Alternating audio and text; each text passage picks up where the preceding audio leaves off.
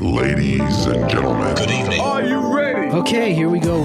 You're listening to the Deal Room Podcast. Join us as we bring you the inside scoop on business sales and acquisitions. Get across trends in the area and hear the industry's best recount their real-life tips, traps, and experiences. Now, here's your host, Joanna Oakey. Hi, it's Joanna Oakey here, and you're listening to the Deal Room Podcast, a podcast proudly brought to you by our commercial legal practice, Aspect Legal. Now, today we have part one of a two-part series all about acquisitions for growth. Now, in this episode, we look at why you would bother acquiring for growth if 3 out of 4 acquisitions fail. And in the next episode, we're going to be talking about a more positive light on acquisitions, how you make sure that your acquisition is the 1 out of 4 that is a success. So today, to talk about this, we have on board Marc Johnstone from Shirlaws Group. Marc is an absolute powerhouse of information, and in this episode, we really drill into what it is that make acquisitions fail and what the statistics are saying about it all. This is a fabulous episode. I hope you enjoy listening to it as much as I enjoyed recording it. Well, here we go with Marc. Marc, thank you for coming on to the Deal Room Podcast again. It's fabulous having you on for a second time. My pleasure, and thank you again, Joanna and your team, and good morning or good afternoon, everyone, depending on which time of the day you're When it is you're listening to this, that's it. That's the beauty of podcasting. It could be any time, all over the globe. Actually, interestingly, we do have random listeners from all over the globe, so who knows where you are, but good morning, afternoon to you. That yes, maybe my second cousins somewhere around the world. Now, Marc, I wanted to have you back on again because I really, really enjoyed our first discussion. In our show notes, I can't even remember what the number was of the podcast episode. So if you're listening in now, make sure after you've listened to this episode, you go check out the show notes because we'll be linking straight through to the other podcast that Marc and I chatted on. But today we're talking all about the concept of growth via acquisition. So acquisition is an alternative to organic growth.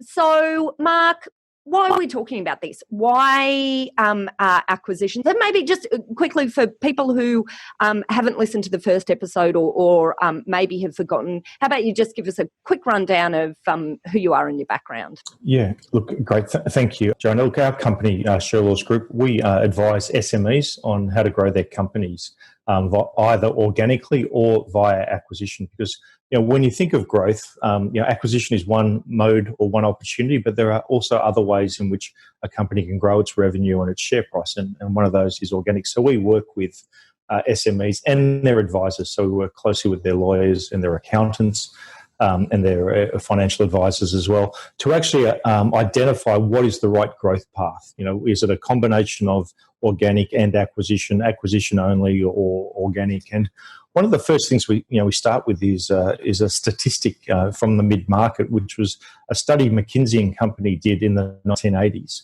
which identified that 77% of mergers and acquisitions fail. So if we just start with why are you doing this when 3 out of 4 deals don't work?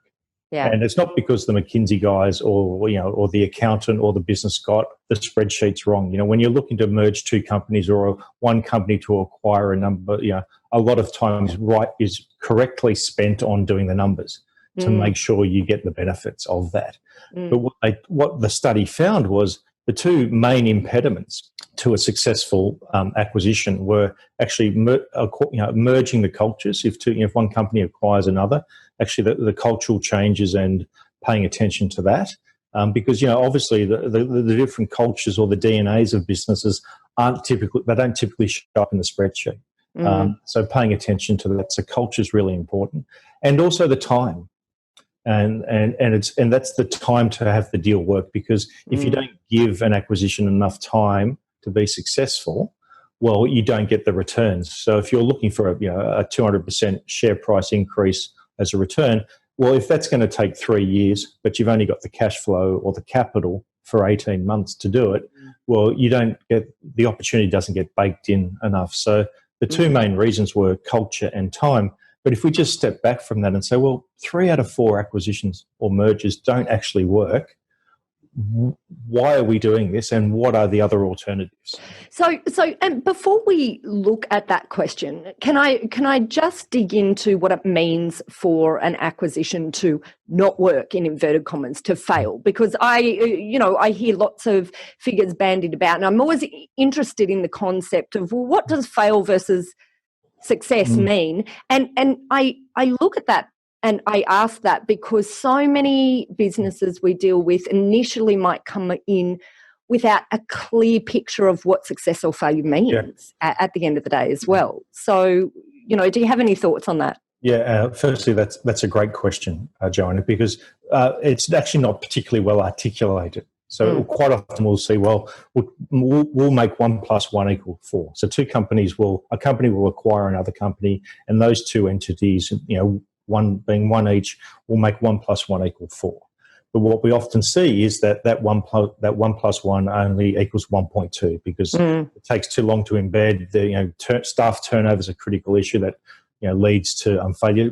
Customers go away as well, so staff turnover happens. Customers leave because they don't like the new acquiring entity, et cetera, et cetera. They may have conflicts. So what people don't articulate accurately is success. They kind of have an idea of it, and it's typically numbers based, but they don't typically have KPIs around staff turnover, all the other customer retention. But but where your question is really prescient is they don't articulate failure well, which is at what point will we know that this isn't going to work, and what's our plan B? What's our parachute option if it doesn't work? Because ultimately, without strong corporate governance, i.e. at the board level, but also at the advisory board level and at the advisor level, by actually not introducing failure. So one of the things we'll do with a client is actually talk about failure in advance of the deal happening, because it's much easier to talk about the failure milestones of if we don't get the returns at 6 months or at this point we don't get that milestone based return, what is our plan B? What's our parachute option to keep the business? Because ultimately the key to successful business is to stay in business. And if you're at risk of failing, that means all the hard work from all the folks in the company, comes to nothing. So it's really important to articulate failure in advance, because when you're actually failing, it's much harder to have a grounded conversation without the heat of failing. So it's like if you were on an airplane today and a red light went off, you would hope your pilot is trained to respond a certain way. And I use that word respond because a pilot is trained to respond a certain way if something happens. It's just like a surgeon is. What we often see in business is a red light goes off or something happens and we panic. We react to it. We don't respond and say, oh, this is going on. We didn't anticipate this. And we go into a frantic mode of what do we do? And we typically, we use phrases like we'll circle the wagons and all that corporate sort of bingo terminology that we call it. And what it actually what it just creates is that continuation of spinning of the wheels. So actually articulating what failure looks like critically, is important, because when we can see those potential failures occurring, in the next 3 to 6 months, we can actually take proactive actions to address those. We can typically, maybe tap more capital, get more debt. But once, it's 6 months down the track and that red light's flashing really strongly, it's hard to get investment. You do what's typically called a down round in Silicon Valley, which is you raise money at a value lower than you did last time, or you raise money at a value lower than what you think the company's worth, or you get, you have to get debt at a much higher price, so that, it's a couple 200, 300 basis points above us, what you can afford. And, we just think of, Australia's just gone into a recession this week. And back, in 1990, the prime interest rate was 21%. What that meant is if you're a company and you've got debt, 25% of that was, that was the interest rate. So if your margin was 30% as a company, you're paying 25% of that to the bank first before you could run your business. So the impacts of that mean that we actually don't articulate failure. And one of the other problems we have in Australia is, in the United States, failure is seen as a badge of honour. It's, you learned your lessons on someone else's dime. You showed resilience. You stayed in the game. So if you talk about a failure you had in a company or in your career, that's embraced. Whereas in Australia, we have a cultural mindset of not articulating failure, not embracing it. So as a result,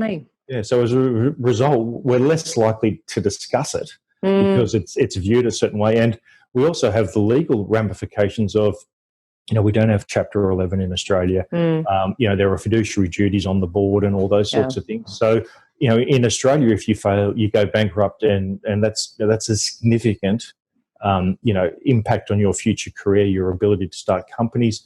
Whereas in the United States, you've got Chapter 11 protection, and if you do proceed to bankruptcy or administration, your ability to come back from that is not 7 years; it's 3 years, and it's not viewed as it's not ideal, but as I said, it's viewed as a positive in that you've tried something and you've embraced it. So we don't have that cultural or legal sort of engagement around the concept of failure in Australia, which means we don't talk about it, which means we're much less likely to be able to predict it, discuss it, and therefore rectify the situation. So, your question around identifying failure milestones or failure points, is one of the most important things. A business that's looking to sell or a business that's looking to acquire another one. One of the things when we talk to an acquiring company, when we're doing what's called buy-side due diligence on the company they're looking to acquire, is we actually look for failures. Have they actually dealt with failures in their business? Have they actually released a product 4 years ago that didn't get the returns and they nipped it in the bud after 6 months because that was the agreed failure point, and they learned something from it, or they evolved their business model? In Silicon Valley, they call it pivoting. And what pivoting means is you made a mistake and you learned something from it and you pivoted your business. Well, there's a lot of people who are learning what pivot means right at the moment, isn't there, Mark? And pivot's going to become one of those corporate bingo words as well. But ultimately, those sorts of businesses, because in the United States and in Silicon Valley, because they're venture capital backed, there's much greater risk on the board because the VCs are used to dealing with the requirements to pivot, things don't work, et cetera, and it's a big enough market over there that you can, evolve yourself. So that embracing of failure and acknowledgement. So what we look for when we're doing due diligence is actually, when did they fail and how did they deal with it? Did they actually cut the product or the new office? So it'll be things like we released a new product, or we opened a new office here, or we tried something else. And we'll actually say, well, in the strategic documents, was there actually a conversation around, as you rightly asked, what does failure look like? So few people talk about that. I just what a novel perspective. I absolutely love it. It's really a really interesting take on what you're looking for in DD as well, because quite often DD can look quite mechanical, but what you're talking about here is digging further, Yeah. And also, if you're the company looking to be acquired, actually not leading with that, but talking about that as well, because if the business is, always, said we've never made a mistake and we've always been successful, they're either lucky or lying. Yeah. And neither are investable. So if we're looking to acquire a business and they've said, we've never made a mistake, well, we don't know if they're resilient. We don't know what's going to happen if they do make a mistake, because the guarantee is we all make mistakes in life. Yeah, that's and right. if they're misleading us, well, that's obviously another, but what that leads to is also ego, because if people are saying, well, we've never made a mistake, maybe that indicates egos in the business or within the leadership team. And again, that means the business is less valuable, less likely to be resilient, because what we, in an ideal world, we want a successful company that, has every 5 initiatives, they have 4 successes and 1 fails. And they deal with the failure, they learn from it, they evolve the business, because, innovation is in Silicon Valley where I spent quite a bit of time working with VCs. Innovation often, is re-termed failing fast and learning from it. So, what they'll have is a series of breakdowns leads to a breakthrough. So if you fail in certain things, it's okay, how do we pivot out of that? So in an SME, which is in a more static industry and more competitive forces, what we need to look for is, as I said, those, I'd much rather invest in a business that has 4 out of 5 successes, deals with failure, than someone who said they never had a failure. Maybe part of what is happening in that discussion as well. So if you're talking about 4 out of 5 successes or whatever, and the one failure versus the none, perhaps what you're looking at are business as well that have got more market intelligence as well, because they've been out there looking, testing, understanding. They're better run. Yeah, they're got more information that is useful to an acquirer. And so coming full circle, so we've talked about this failure to identify what failure is, and fail to fail. Yeah, that's right. And part of that, I think, is always a failure to properly identify what success looks like, and success metrics, and maybe sometimes a failure to understand, to have properly understood what they're actually seeking to do out of the acquisition. Yes. But we've talked about the numbers that fail. So why is it, when there's such a large potential of failing, according to these studies, why is it that acquisition should still be something that businesses think about? Yeah, well, if you think about it, what we're trying to do via acquisition is grow. Yeah. So, as I said, in an ideal world for us, it's a combination of organic growth, which is how can we continue to create growth from our existing cash flow, and then also to acquire businesses that we can then have an advantage of. So why it typically works is, firstly, if the industry you're in has activity in it. So if we go back to sort of what I call the 3 lessons of acquiring, which are the 3 lessons of Silicon Valley, which is the first thing they look for is what's happening in the industry, because 98.4% of returns come from the asset class, not the company. And that's the first thing you learn in finance or corporate finance at university, because as an example, in Australia recently we had the mining boom for 10 years. So the worst miner still tripled their share price because iron ore went through the roof. Such a good example. Whereas if you've run a newspaper for the last 20 years and you haven't moved to digital content, you're still trying to print, deliver print newspapers during the week. It doesn't matter how good your business is, your industry is in decline, which means there's less value attached to their share price. So the golden rule is what's happening in the industry, because if the industry is in growth mode, that's where the opportunity is, because the rising tide will lift all boats. So where acquisition can help is, firstly, if that industry is in decline, well, that's when private equity enter your industry. That is a sign to start looking at aggregation or growth via acquisition, because private equity's business model is to create a return within a 3-year time frame. And what they typically do is buy underperforming businesses, or businesses that, the owners have hit what we call the second brick wall, and they're disillusioned.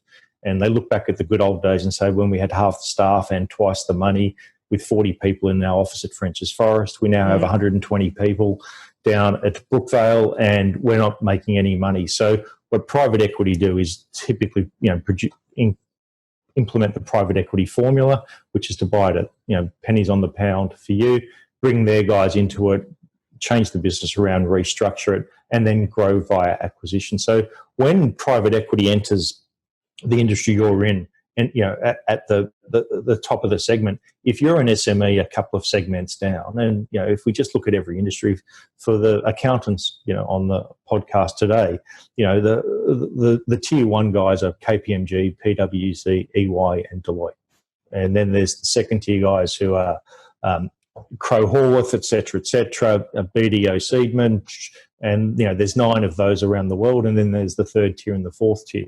So as soon as acquisition comes up in those first 2 tiers, that means there's going to be a ripple effect down to the third, fourth, and fifth tier. So that's where we talk, your point or comment before, Joanna, around knowing what's happening in the industry. In Silicon Valley, they call it seeing around corners, which is actually spending time researching your industry, knowing what business you're really in, what they're buying. So where acquisition can help is when there's acquisition in the layers above you in your industry, because ultimately someone is going to then look for growth via acquisition.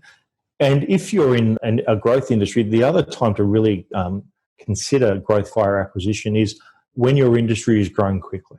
So one of the things we talk about organic growth versus growth via acquisition is the first baseline is what's the growth of your industry?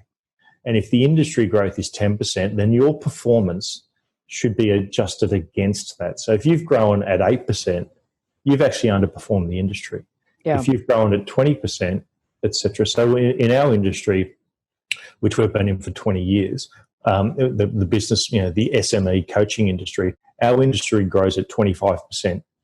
And so our baseline is 20%. So for our first 10 years, we grew at 50% per annum, which meant we were able to double the industry average. And we didn't actually grow via acquisition, we grew organically. But if you were looking to take advantage of that industry, well, when the industry has high growth rates, sometimes you can't keep up organically. So growing via acquisition, it's like the arms race or it's like a gold rush. If they open up a bit of land where there's gold, your job is to put as many stakes down as quickly as possible. And the property developers on the call will know, when you get a slice of land rezoned, it's a foot race to get as many as you can and to use debt. So when the industry has high growth, that's when growth via acquisition allows you to keep up and keep ahead of that. And you can see that in all sorts of industries. The time management industry at the moment, there's a company called Kronos out of the United States that is backed by one of the large private equity firms globally. And you can just go to their website, and they have said our strategy for Kronos is to grow via acquisition. So we had a client who was 2 tiers below Kronos, who was doing $13 million revenue at the time. And we said, well, let's position ourselves for acquisition, and we're able to do some certain things. We grew the business to $25 million revenue organically. They were then able to raise $25 million at a $75 million valuation, which was 3 times revenue and about 12 times profit, purely because the private equity firm had publicly stated on Kronos' website, this is how we'll tap out the organic growth via these strategies. And then in 3 years' time, we'll need to grow via acquisition. Yeah. So just understanding or researching your industry, understanding what's happening around you and below you and on either side of you, looking at what's happening with your competitors. And one of the things, and we'll come back to that in a second, the competitors, but one of the things we're talking about here is the larger SMEs. Let's talk about the smaller SMEs. Let's talk about an SME that maybe is 1 or 2 million turnover. What of these indicators are things for them as well? So, at that size, they're not necessarily looking at taking over the market, taking over the industry, but growth via acquisition can still be a really useful, can be a useful and a quicker method of getting growth than simply organic growth. What's your thoughts for them? Yeah, look, and there's probably there's 2 relevant case studies here. So we worked with a CBD-based accounting firm that was doing $1.5 million revenue, and we started chatting to them in 2014, and they wanted to grow via acquisition. So they actually wanted to buy accounting firms to get a certain amount of revenue, because at a $12 million revenue number, that just changed the segment, the segment of the market they were in, and therefore the multiplier on their revenue would be worth more, and they could sell more products to their clients. And importantly, the 100% owner at the time was very entrepreneurial. So he did have an accounting degree, but he didn't do any accounting work. And he employed really good accountants to do that. So he saw the business very entrepreneurially. And what we actually said to him was, well, we can actually get you to $3 million through organic growth via, redeploying your time differently as opposed to just acquiring and then trying to, digest it. Why don't we get you to 3 million first organically, and then acquire smaller firms doing that 1.2 and showing them how to get to 3. So what we talk to our clients about is, do you have a portfolio mindset? Because if you're looking to grow your firm via acquisition, well, firstly, optimize it first to its maximum level, and then use that formula to buy other businesses. Because if 2 $1.2 million firms merge to create a $2.4 million firm, there's no uplift there. It's a lot of work for doubling. But ultimately, if you're at 60% efficiency and they're at 60% efficiency, as soon as you merge, you're at 36%. 0.6 times 0.6, which is why 77% of them fail, because it takes too long to integrate.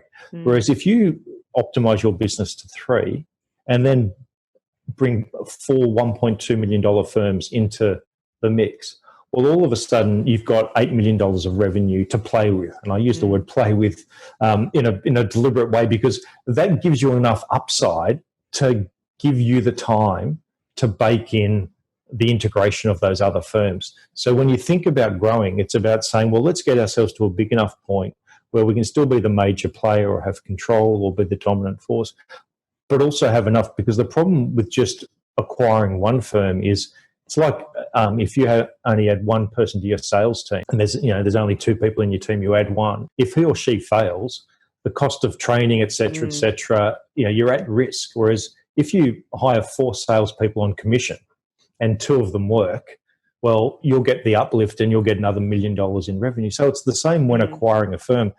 Those 4 businesses doing 1.2 million each, if 2 of them work and we get them to 3, well, we've got a successful transaction and a successful acquisition strategy. If we don't have enough, because 2 might fail, that's why we need to get coverage and to de-risk it. So, and managing the acquisition of 4 firms is almost the same amount of work as managing the acquisition of 1 or 2. Yeah. It's the same with restaurant formulas. 1 restaurant, 4 restaurants, or 12, you make money. With 2 or 3 restaurants, you lose money because you've got too much, running around doing everything and not enough revenue. So when looking to grow via acquisition, often we sit there and say, well, let's optimize it first to get big enough and then bring smaller businesses in where they can actually see that uplift, because that acquiring business that is at 1.2, if you can show them how to get to 2.4, well, there's enough share price growth for all the participants, as opposed to, because one of the risks when acquiring is the company you're acquiring, the cultural view is often, well, we're now acquiring you, you've got to, it's my way or the highway, which ultimately leads to mistakes. As another example, at the other end, an old client of ours, that's an accounting firm, merged with another accounting firm. They were both $4 million firms at the time. And the 2 owners, one of the owners had retired, and the same thing had happened with the other firm. There was 2 owners and one had retired. So the 2 residual owners of each firm sat down and said, okay, well, let's merge together. And they were both in the local market on the northern beaches of Sydney. And they actually designed a 3-year integration strategy. And they said to all their employees and all their clients, this is going to take 3 years to integrate. And what that did was it took the pressure off everything. That's fascinating. Not many people are willing to take that amount of time, right? Yeah, that's the key thing, right? That's why only 1 in 4 are successful, because you've actually got to deal with the reality of the situation, which is, there's the cultural integration. It's just like building a house or building a road. Things take twice as long and cost twice as much. So one of our rules when looking for acquiring is halve the assumptions in your revenue projections and double the time it's going to take. And it's interesting that you're mentioning all of this. I've spoken to many accounting practices on this in this podcast, and I'm just thinking at the moment of one. Ed Chan from Chan and Naylor talked about the acquisitions that they make and how they've now got a strategy where they'll acquire, but then they'll sit the business exactly as it was for 12 months, and only after 12 months will they start to properly integrate. And I thought, what a great approach is that, because when I reflect on many of the transactions that I can see have had issues after completion in the integration phase, generally it does always come back to moving too fast or not having some of these parameters, understanding what success is and all of those things. But it's interesting that you talk about speed. That certainly reflects in what I've seen. And the reason why people move too fast, in inverted commas, is because when they do the spreadsheets, they go, well, we've got 18 months to make this work. And we need to get our return and cost of capital, because ultimately, if you've got $1 million, you could get 11% in the property market, 14% in the equity markets, et cetera, et cetera. So it is kind of reverse engineered against deployment of capital and those sorts of things. But, the case study you mentioned of Chan and Naylor, that's fantastic to hear that. Because keeping people in situ, again, just like the Northern Beaches merger that I was talking about, that 3-year time frame, it gave everyone the time, and they actually got there ahead of that and they spent the majority of their energy on integrating their culture. Because that was the key. Because as soon as people are sticky to the business and the new business, that works really well. So it's the capital component, and when I hear a case study of someone just saying, "Well, let's just stay where you are for a year," that's music to my ears. And in a larger, well-known, I suppose, merger, when Pricewaterhouse merged with Coopers and Lybrand 20 years ago now.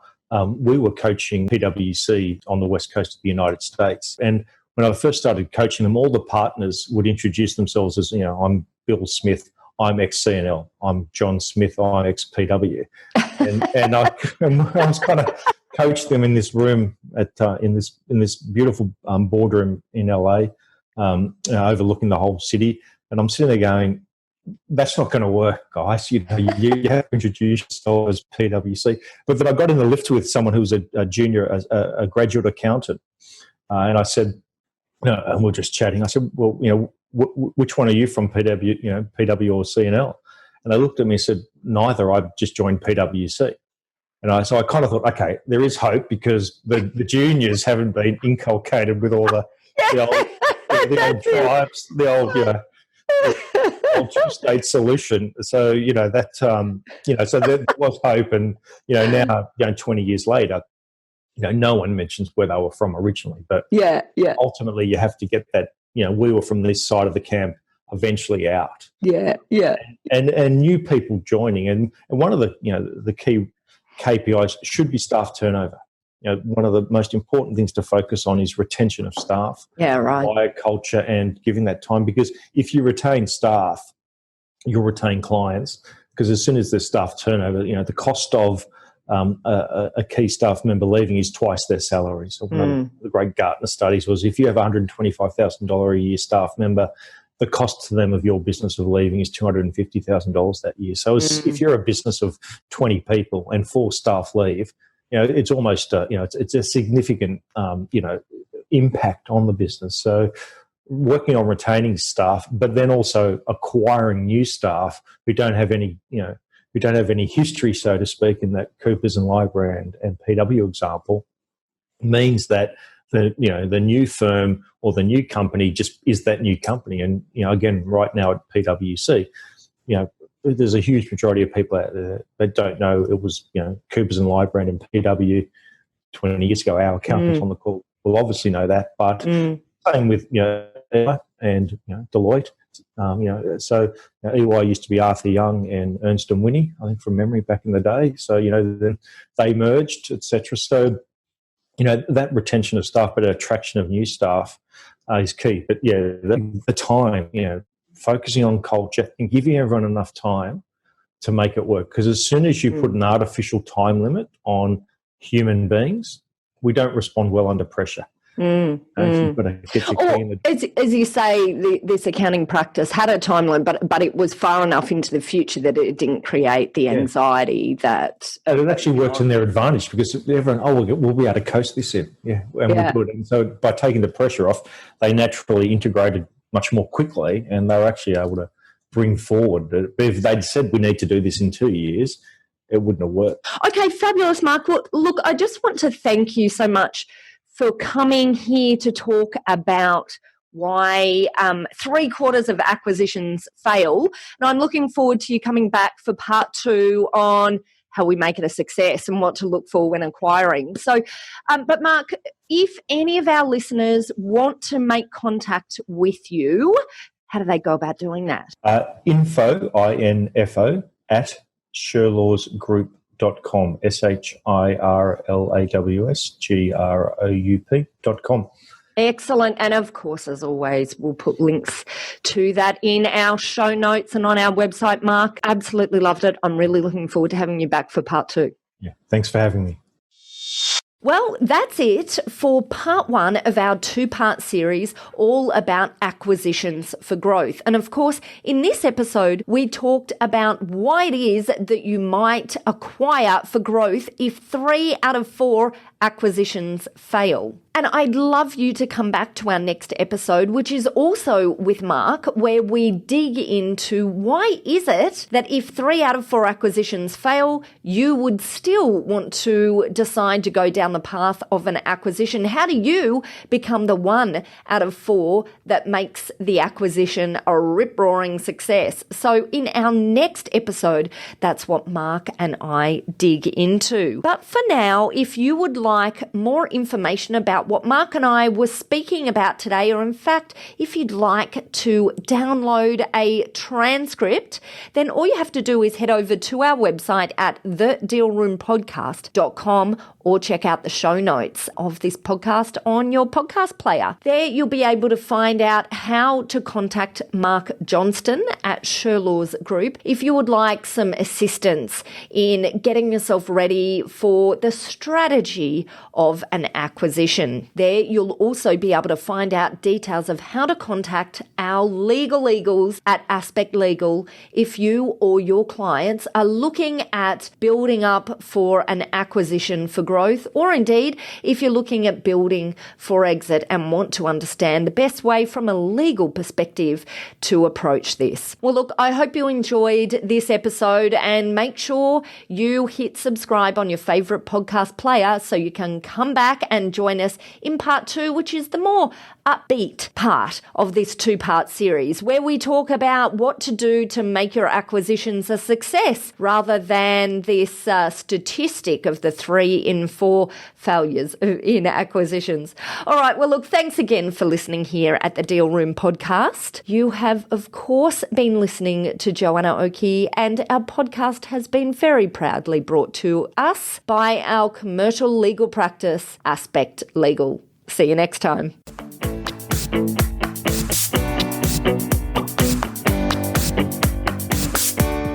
Aspect Legal has a number of great services that help businesses prepare for a sale or acquisition, to help them prepare in advance and to get transaction ready. We've also got a range of services to help guide businesses through the sale and acquisitions process. We work with clients both big and small and have different types of services depending on size and complexity. We provide a free consultation to discuss your proposed sale or acquisition. So see our show notes on how to book a time to speak with us, or head over to our website at aspectlegal.com.au. Ladies and gentlemen. That will conclude this evening's entertainment. Thanks for listening to the Deal Room Podcast. To find out more about this episode and other episodes in the series, check out the show notes or head over to our website at thedealroompodcast.com.au.